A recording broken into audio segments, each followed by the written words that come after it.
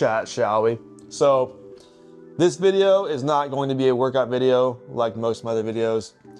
Since it is Mental Health Awareness Month, I want to share this video as a kind of a light to what I face daily with my mental health.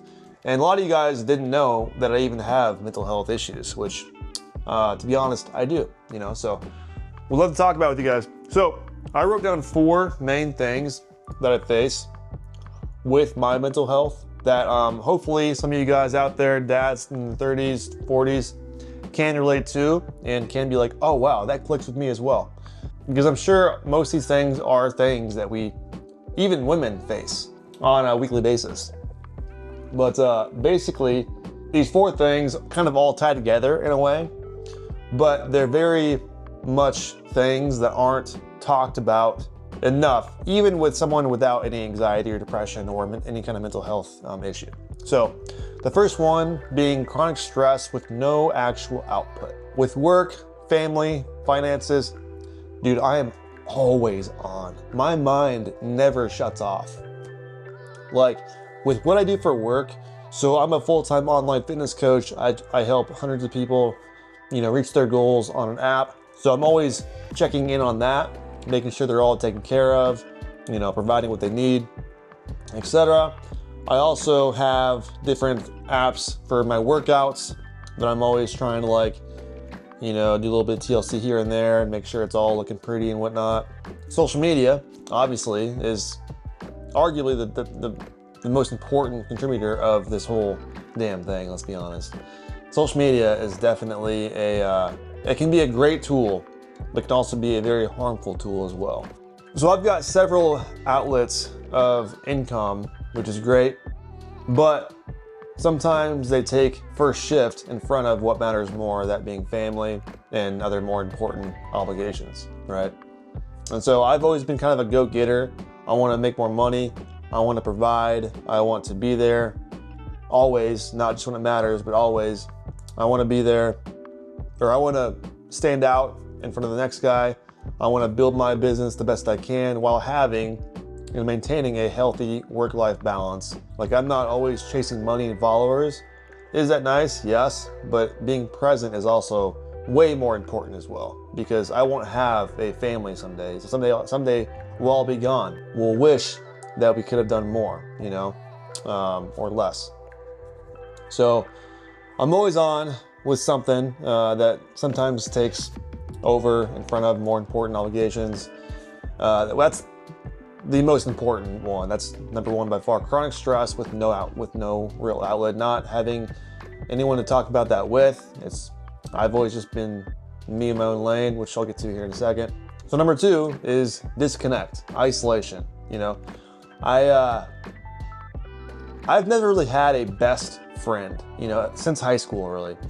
I've had a lot of guys that I get along great with. The guys that I have friendships now with in person are all great dudes. I didn't handpick them. They came from my wife's work. They're all their husbands. For me, it's hard to find those relationships with people where you can just walk into a bar and be like, oh, that's the guy that I can talk about anything for hours with. So, because I've always been kind of in my own lane with business and finances and all this stuff. So it's been hard for me to not isolate, but to find that group, or talk to my wife more, or talk to my buddies more that I have here or online.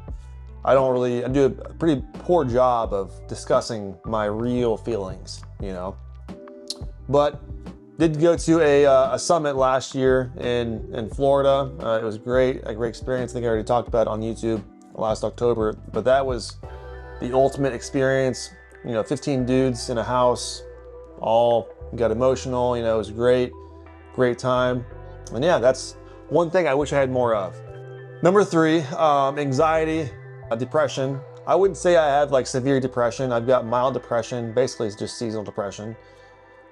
Where I live in North Carolina, it's a lot better than the Midwest, let's be honest. But what I've gathered is that I'm really only sad and mopey and not myself when it's cold, when it's gray, when it's dreary and disgusting outside. I have to be in sunshine. I'm not gonna lie to you. I just love sunshine.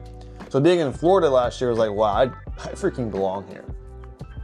Anxiety is uncertainty, which is one reason why I began counseling about 2 months ago to just talk to someone with. Is it helpful? Absolutely. You should, have someone to talk about anything with. Found a counselor. It's going great. I'm actively still going about once every month or so, just to kind of just talk, nothing more than that really. But I'm uncertain about everything. Tomorrow, my job for the day, my agenda for the day, what's on tap for this month from a business standpoint, revenue-wise, what's next, I'm always thinking about all these things while not being present enough in the moment. Like when I'm at the park with the kids, I'm always thinking about what I'm gonna do when I get back home. What's for dinner? Things like that. It's that serious, dude. I just can't unplug fully and think about swinging my kids there in the moment. And I think it's very common with most dads in their 30s and 40s to have, disconnect, anxiety, depression, all these things, because we just don't talk about it enough. And that's what I'm doing this video for, which is long overdue, to have a video long enough for me to be able to get all these words out and hope that someone can relate to them. I began reading Wild at Heart recently. I actually had to restart because I took a break for so long, and so I kind of forgot what the book was about. So I'm rereading it now, and I'm on page 15, and it's great so far. It's all about a man's heart, obviously, what a man needs, what a woman needs, and how they kind of coexist. Great book so far. I'd recommend it if you haven't read it yet. But that's my sauna read actually at nighttime for a half hour. Number 4 would just be too much comparison, dude. Social media is great in a lot of ways, but it's also very harmful in a lot of ways if you use it incorrectly, which is what I do most of the time. I'll get sucked in for hours sometimes, just scrolling, consuming, comparing. Dude, it's so bad. It really is so bad. If I could not have social media, I would 100% do that. But due to what I do, I have to have social media in order to pay the bills. There are a lot of guys like me who have way more than me, which I've accepted is fine. I can't be the Michael Jordan of fitness, not a lot of us can. But what I can do is be a better version of myself every single day, with business, with my kids, with my wife, and just show up. That's really all I need to do in order to be successful. I've been doing my own thing now for 6 years, and from day one, I've came a long damn way, and I'm proud of that. But I've always seen more potential, and the fact that some days, some months just feel so stagnant, that's also a major part of my mental sense. What can I do more of to get to that next level, to level up, to stand out in front of the next guy, to kind of achieve more, but not be an overachiever, just feel more successful in what I do. So too much comparison probably might be top 2, honestly, but number 4 would be comparison. I would suggest, if you're like me or in a similar place, definitely take a few days off, which I just took a few days off of social media altogether over the weekend. Took 4 days off, felt great. Would highly recommend that for anybody who doesn't even face mental health. But if you are looking for a way to get away, put your phone down. That's the first step. Put your phone down, because your phone will feed you things that suck you in longer than you anticipate. So I've been doing lately a no phone zone, or no phone time from 7 p to 7 a, and it's definitely helped for sure.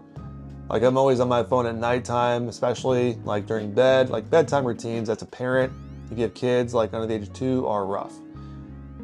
Have dinner, give the kid a bath. Before that, you've had a long ass day. So you're tired. Come home, make dinner, do the bath, put them in bed, and then by that time it's 8:39 and you're ready to clock out. You barely even have a chance to talk to your partner, which is what I face a lot too. We don't. Some days there are days where talk very little, you know, which is not a good thing, which is why you need those weekends to step away fully and be there. Like, you may be home, but you're not really home, right? So I hope you guys can relate to any of this in any sense. You know, with mental health, there's just a variety of ways that can be translated. Me being a younger, 32-year-old dad that faces mental health issues, I've never been really sure of how to put all this in a way that I'm confident would make sense to the average person to comprehend, I suppose. Like, what I feel it doesn't make any sense, because I've got all that I could ever need and want. I've got a healthy family, a healthy and strong body. I've got a vehicle that takes me from point A to point B just fine. I make good money. But still, I'm just like, what can I do more of? How can I provide more? How can I be more? How can I show up more? How can I do better than yesterday? You know, there's all these things where I'm just constantly thinking about, because my mind never fucking shuts off. So anyhow, guys, like, follow, subscribe. Please comment down below if you can relate to any of this. I want to hear all that you have or all that you face, if anything.